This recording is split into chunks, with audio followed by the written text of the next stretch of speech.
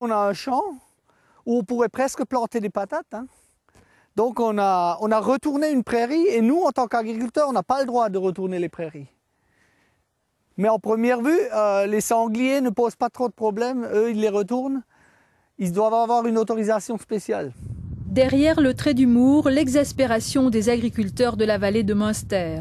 Dans ce secteur, presque toutes les prairies portent les stigmates du passage des sangliers. L'animal sort la nuit, retourne l'herbe pour dénicher les vers de terre et retourne se cacher dans la forêt. Ici, il est passé l'année dernière.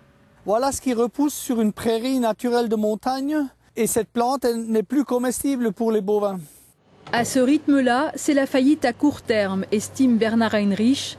Avec ses deux associés de la ferme du Honeck, il possède 60 vaches laitières et produit du Münster et de la Tome. À cause des dégâts de sanglier, on retrouve pas mal de terre dans nos fourrages. Et dans la terre, on retrouve de la listeria. Et puis nous, au niveau de nos analyses d'autocontrôle, la listeria, c'est absence.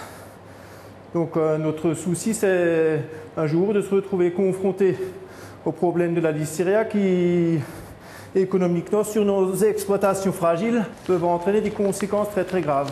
Tu vois, les dégâts là-bas, ils arrivent jusqu'au-dessus des maisons. Pour réguler le gibier qui prolifère, la FDSEA propose donc son aide aux chasseurs. Pendant la fermeture de la chasse, en février et mars, les agriculteurs procéderaient à des tirs de destruction des animaux classés nuisibles sur leurs terres.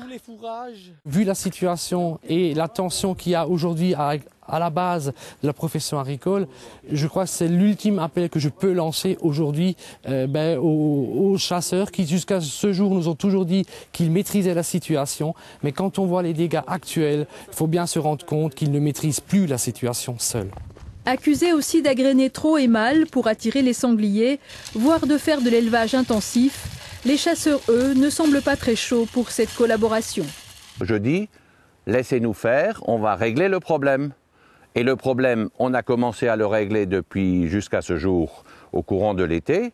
Et je suis sûr qu'au courant de l'hiver maintenant, avec les battues, nous allons encore intensifier nos opérations et nous allons, je suis convaincu, réduire très sensiblement la population. Des battues qui commencent cette semaine, les chasseurs orinois n'ont pas le choix.